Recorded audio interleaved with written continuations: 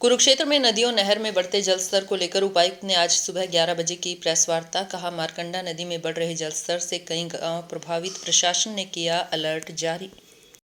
पहाड़ी क्षेत्रों में हो रही बारिश ने इन दिनों मैदानी क्षेत्रों में बड़ी तबाही मचाई हुई है। पंजाब के बाद अब हरियाणा में भी बाढ़ की स्थिति बनने लगी है।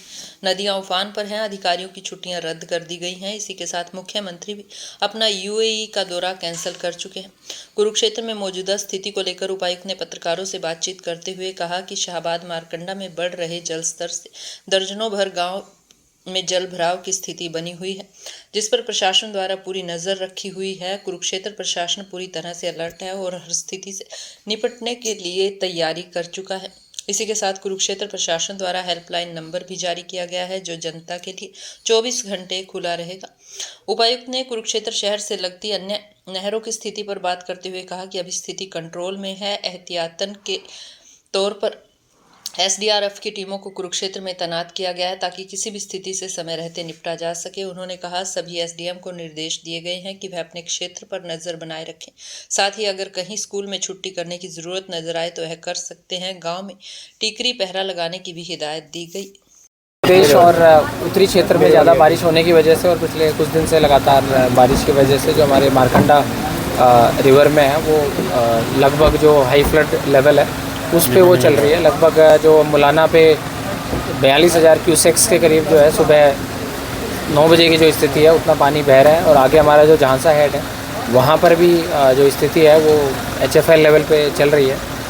कुछ गांव कल विजिट करे थे जिनमें जल भराव की स्थिति काफ़ी गंभीर है, जैसे कि जो गुमटी है, मलकपुर है, अपना टेंगोर है और जो कलकठवा है, जहाँ पे लोगों को पार करने के लिए रोड में कट लगा के हमने राहत के लिए ताकि वाटर फ्लो हो जाए, वो जो है व्यवस्था वहाँ पे अधिकारियों की हुई है। साथ ही हमारे झांसा हेड पे भी अधिकारी हमने डिप्लॉय कर दिए हैं। अभी स्थिति कंट्रोल में है, कोई ऐसी पैनिक वाली बात नहीं है। फिर भी मैं सभी नागरिकों से, इन गाँवों के और आसपास के जितने भी लोगों उनसे अपील करूँगा कि वो अलर्ट रहें और अनावश्यक बाहर ना निकलें। और जहाँ पे भी, चाहे खेतों में है, क्रॉसिंग है, तो वाटर लेवल चेकिंग करके या वैसी स्थिति के बाद ही जाएं और रात के समय में भी ना निकलें। हमने एसडीआरएफ को एहतियातन तौर पे पहले ही बुलाया, वैसे ही यहीं पे स्टेशन थी वो, पर उनको हमारे झांसा हेड पे और कठवा इधर में बच दिया था कि लोगों को आर पार कराने में वो वहाँ मदद कर रहे हैं। साथ ही जो जिला कंट्रोल रूम है वो सुचारू रूप से चल रहा है। मैं कंट्रोल रूम का नंबर आप सभी के साथ शेयर कर देता हूँ। जो हमारा डिस्ट्रिक्ट कंट्रोल रूम है वो 01744 221 035, ये डिस्ट्रिक्ट फ्लड कंट्रोल रूम है, जिसमें 24 घंटे हमारे कर्मचारियों की ड्यूटी लगी हुई है। हमने भी एक व्हाट्सएप ग्रुप बना रखा है जिसमें आपसी सामंजस्य का सेटअप है। साथ ही गाँव में ठीकरी पहरे के भी निर्देश दिए हैं कि वो अलर्ट और वार्निंग के तौर पे जो भी गांव के जो युवा हैं उनकी वहाँ के सरपंच और वो ड्यूटी लगाएंगे, ताकि वो रोस्टर के बेसिस पे वहाँ पे अपनी ड्यूटी करें और उसको जो है लोगों को अपना कोऑर्डिनेशन रखें। साथ ही हमने एसडीएम्स को भी कह दिया है कि स्कूलों में अगर ज़रूरत पड़े कि कहीं छुट्टी की आवश्यकता या कुछ है, वो भी हमें अगर निर्णय लेना पड़ेगा तो हम लेंगे। तो किसी भी तरह की जो स्थिति है उसके लिए निपटने के लिए प्रशासन तैयार है। लेकिन मैं फिर अपील करूँगा आपके माध्यम से कि पैनिक सिचुएशन नहीं है, पैनिक ना हो, हम तैयार हैं। फिर भी कोई ऐसी बात है तो हमारा रिस्पांस के लिए टीम डिप्लॉयड है। अच्छा, बाढ़ को लेकर के दो चीज़ें खासतौर से देखी जाती हैं।